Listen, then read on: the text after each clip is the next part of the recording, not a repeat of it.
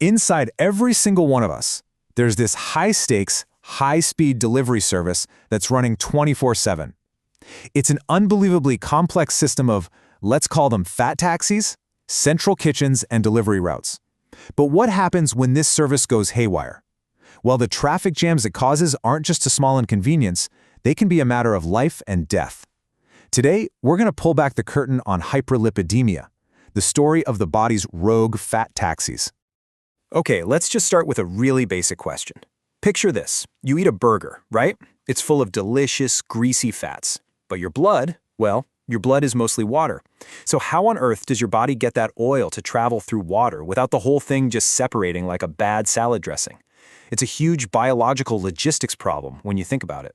And the answer is just this incredible piece of biological engineering, the lipoprotein.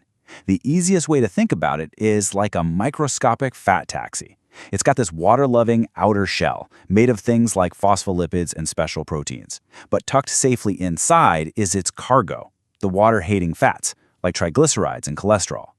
These little taxis are the unsung heroes of our story.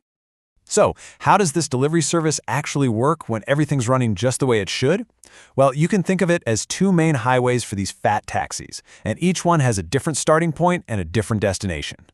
So on the left, you've got the exogenous pathway. This is basically the takeout route. The fats from your food get packaged up in your intestines into these huge taxis called chylomicrons. They cruise through your bloodstream where an enzyme called lipoprotein lipase, think of it like a doorman, helps unload the fatty acids to your muscles for energy or to your fat tissue for storage. Whatever's left over gets sent to the liver. Then on the right, you have the endogenous pathway.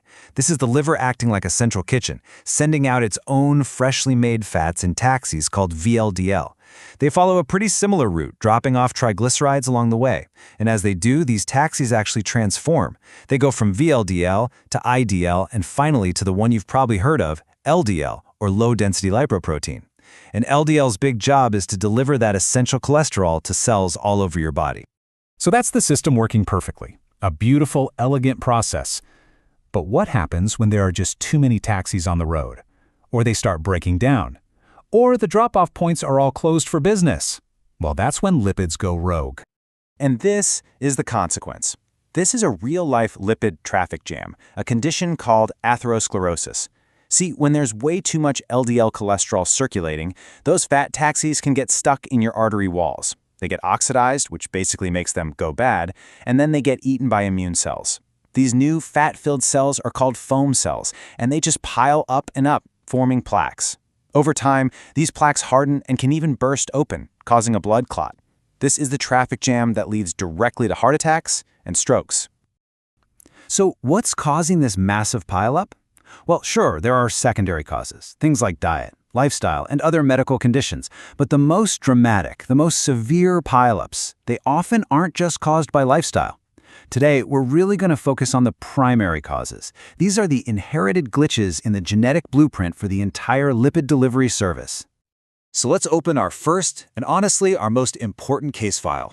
Familial hypercholesterolemia, or FH. This is what's called an autosomal dominant genetic disorder, which basically means it puts people on the fast track to heart disease right from the day they're born. Now, you probably think high cholesterol is invisible, right? A classic silent killer. And a lot of the time, it is. But in these really severe inherited cases like FH, the excess cholesterol can literally start to spill out and become visible right on the surface of the body. Now, check this out. These are some of those physical signs. On the left, you see something called tendon xanthomas. These are actual lumps of cholesterol that get deposited in tendons, usually in the Achilles tendon or on the knuckles. And on the right, that's xanthelasma, which are these yellowish plaques of cholesterol that show up around the eyelids. Now, these are not just cosmetic issues. They are screaming alarm bells, signaling that LDL levels are dangerously, dangerously high. So how do clinicians actually diagnose FH? Well, they use a scoring system, like the one you see here. It's almost like detective work, really. They look at family history, the patient's own clinical history, they look for those physical signs we just saw, and notice, having tendon xanthomas alone gets you a massive 6 points. And then, of course, they look at the lab values. An extremely high LDL level can score you 8 points all on its own. If you get a total score over 8, that's a definite FH diagnosis. Case closed. Okay, I want you to really let this number sink in. The prevalence of what's called heterozygous FH, that means you inherited one faulty gene from a parent, is about 1 in 250 people. 1 in 250. That makes it one of the most common, serious genetic disorders out there. And yet, an estimated 90% of people with FH don't even know they have it. It's a massive, hidden public health crisis. So why is getting this diagnosis so critical? This graph explains everything. The green line shows a normal person's exposure to LDL cholesterol over their lifetime, but the red line, that's someone with FH. Because their LDL is sky high from birth, they hit the danger zone for heart disease around age 35. But look what happens with early treatment. Starting a statin can completely change that entire trajectory, potentially pushing that risk decades and decades into the future. It's a total game changer. All right, so FSH is the most common glitch for sure, but it is not the only one. Let's take a quick tour of some other, rarer, but in some ways even more dramatic breakdowns in this whole lipid delivery system. Now, this is a clinical description of what the blood looks like from someone with familial chylomicronemia syndrome. What's the problem here? Well, it's a defect in that LPL gene. Remember our doorman? Well, in this case, the doorman is permanently out sick. And without him, the body just can't unload triglycerides from those giant chylomicron taxis. So their triglyceride levels can be 100 times higher than normal. And their blood plasma, it literally looks like strawberry cream. And this massive overload of triglycerides doesn't just stay in the blood. It can cause awful, recurrent pancreatitis, but it also shows up on the skin.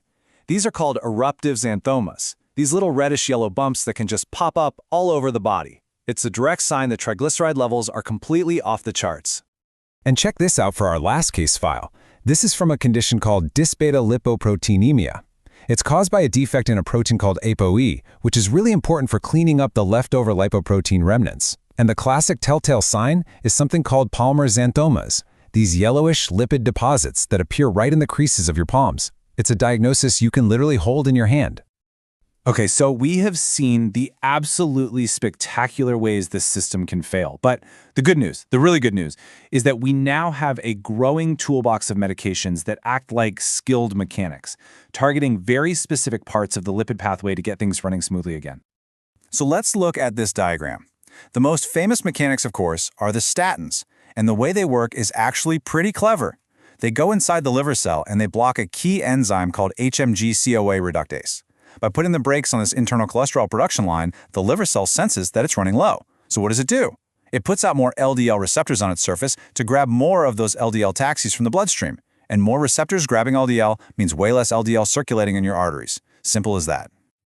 Now, using that same diagram, let's look at a newer and incredibly powerful class of drugs, PCSK9 inhibitors.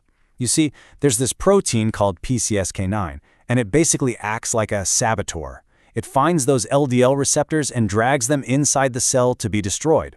Fewer receptors, of course, means higher LDL in the blood.